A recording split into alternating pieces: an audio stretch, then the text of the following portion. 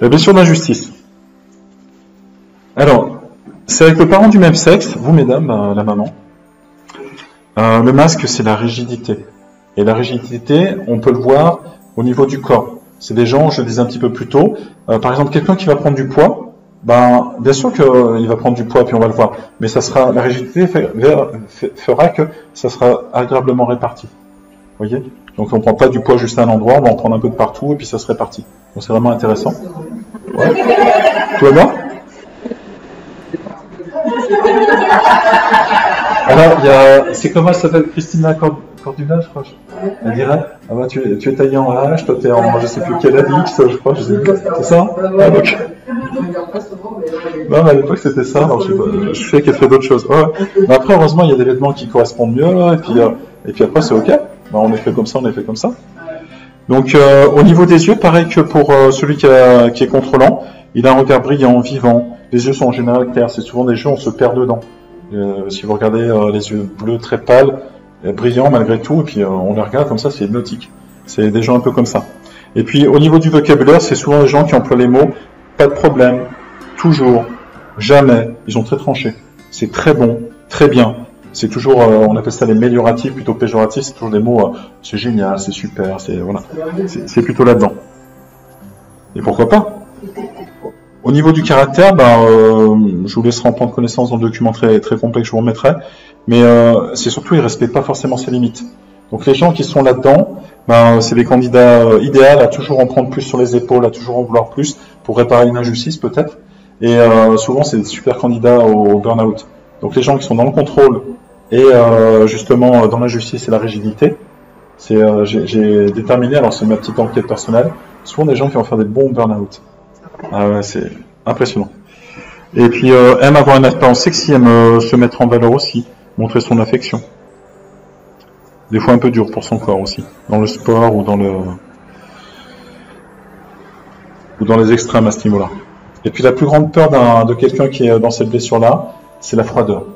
C'est que les gens soient froids avec lui. C'est que les gens ne soient pas aussi chaleureux que lui ou que ce qu'il aimerait. Donc la froideur, c'est insupportable pour lui.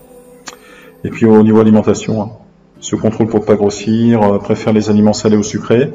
C'est des gens qui vont faire des jeûnes intermittents. Ils vont beaucoup manger et ils vont faire un jeûne intermittent. Et puis ils vont beaucoup manger et puis ils vont faire un jeûne intermittent. Ça peut arriver. C'est des pistes à explorer. Aime tout ce qui est croustillant et se justifie à honte lorsqu'il perd le contrôle. Alors, je vous laisse découvrir les maladies possibles. C'est quelque chose.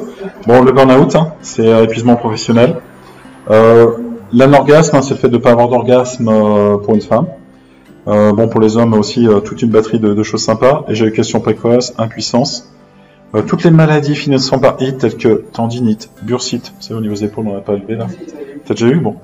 Arthrite, on se rigidifie au niveau des doigts, l'arthrose aussi, etc., etc.